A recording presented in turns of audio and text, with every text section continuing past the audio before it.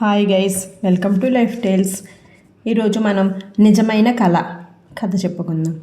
Friends, మన కథని like చేయండి. లైక్ చేస్తే ఇంకొంచెం మంది మన కథలు వినగలుగుతారు. సరే, ఇప్పుడు మనం కథలోకి వెళ్ళిపోదాం. బాగ్దాదులో అబ్దుల్లా అనే ఒక నిరుపేదవాడు ఉండేవాడు. ఎంత ప్రయత్నించినా చెయ్యటానికి పని ఏమీ దొరికేది కాదు. అందువల్ల తన కుటుంబానికి చాలినంత తిండి, బట్ట సమకూర్చలేకపోయేవాడు. బాధపడుతూ ఉండేవాడు. భార్యాపిల్లలు ఒక్కొక్కసారి పస్తులతోనే పడుకోవలసి వచ్చేది.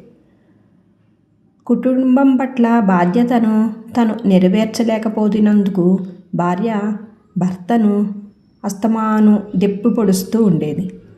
నువ్వు చేతకాని వాడివి, అసలు నీకు కుటుంబం పట్ల బాధ్యత అంటూ ఉంటే కదా ఏదైనా పని పాటు చూసుకోవటానికి.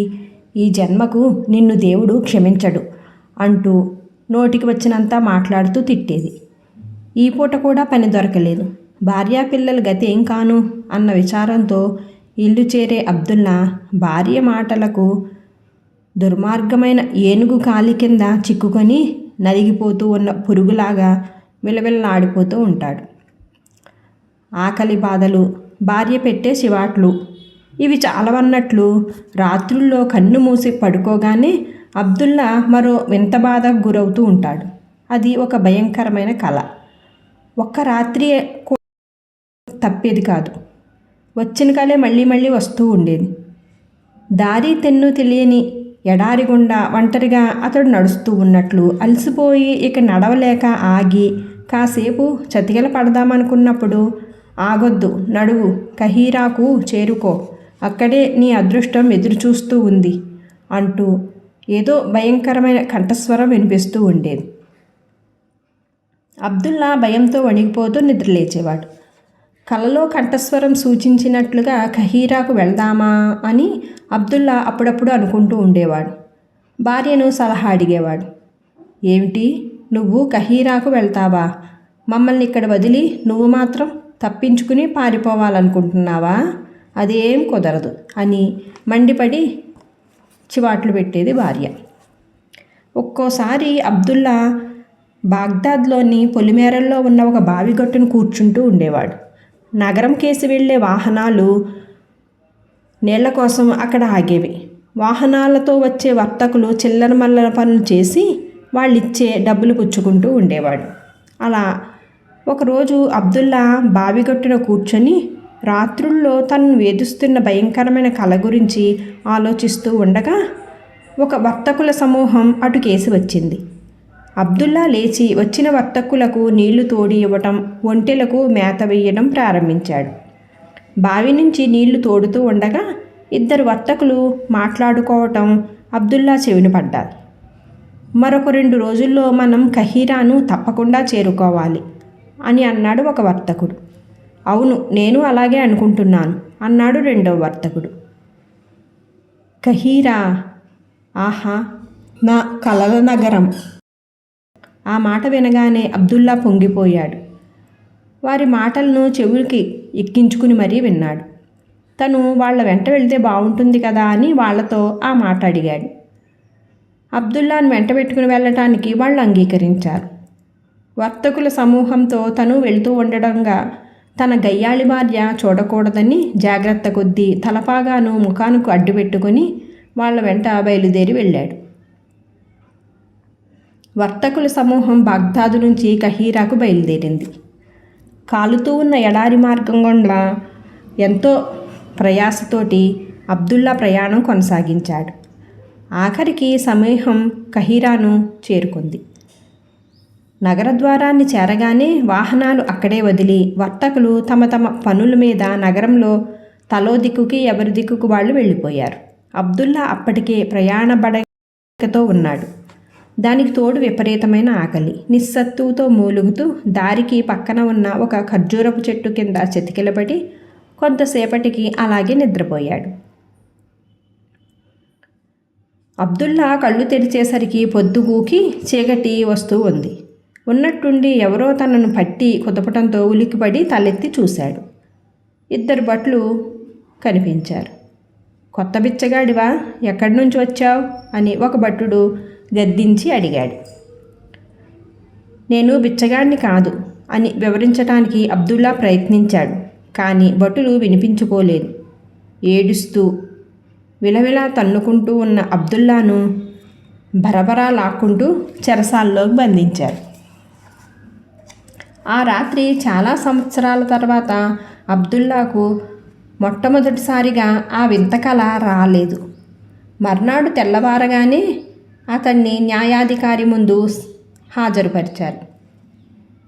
ఇంకొక బిచ్చగాడు, పైగా కొత్తవాడు అంటూ కోపంగా అరిశాడు న్యాయాధికారి.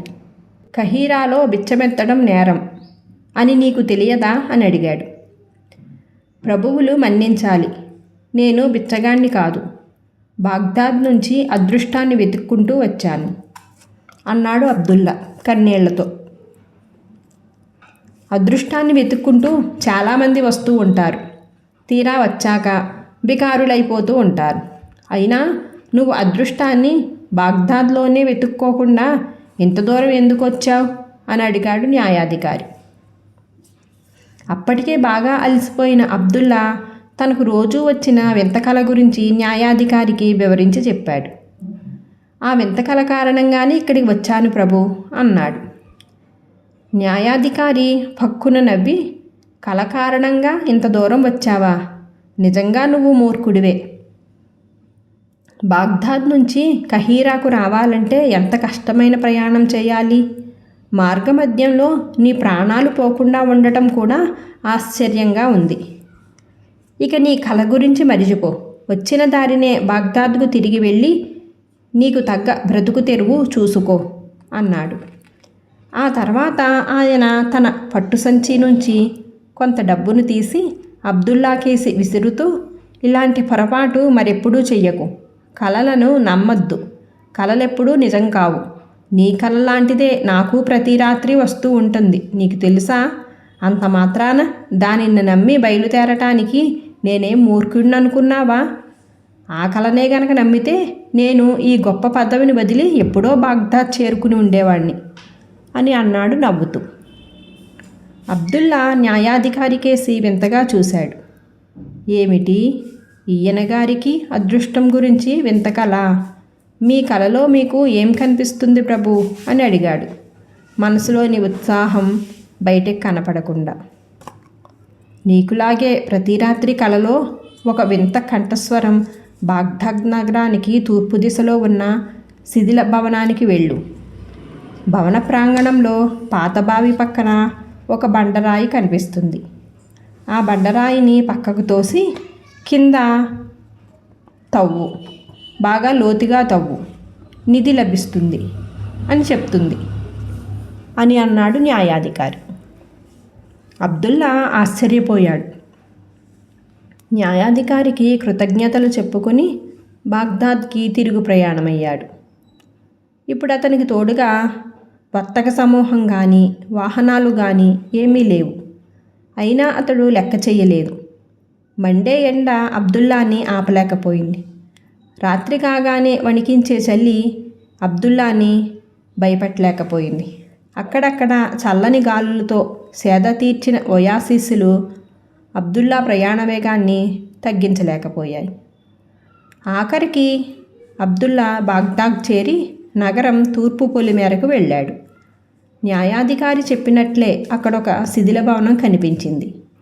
చెత్త చెదారంతో నిండిన దాని ప్రాంగణంలో ప్రవేశించి పాతబావిని కనిపెట్టాడు.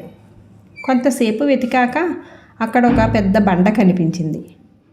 ప్రయత్నించి దానిని పక్కకు తోశాడు.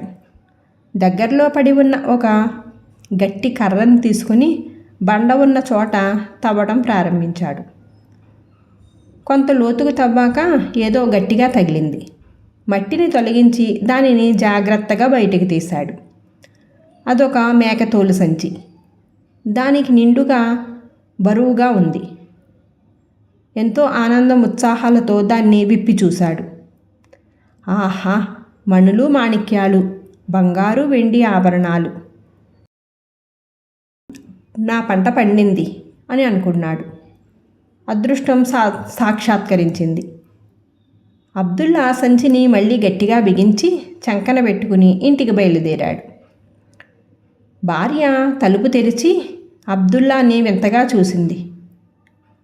మరుక్షణమే కోపంతో ముఖం చిట్లించి, ఏమిటి, తిరిగి వచ్చావా? ఇన్నాళ్ళు ఎక్కడికి పారిపోయావు? కహీరాలో నీ సంపదలు దొరికాయా అని హేళనగా అడిగింది. దొరికాయి అన్నాడు అబ్దుల్లా మెరుస్తూ ఉన్న కళ్ళతో.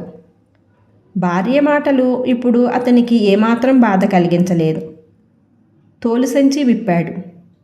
మణులు మాణిక్యాలు దగదగా మెరుస్తూ ఉన్నాయి.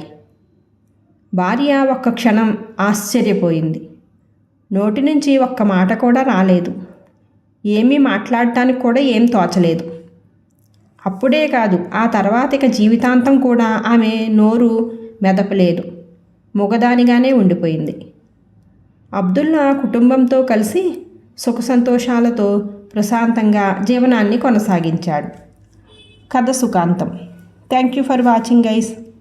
ఫ్రెండ్స్, కథను లైక్ చేయండి. Thank you.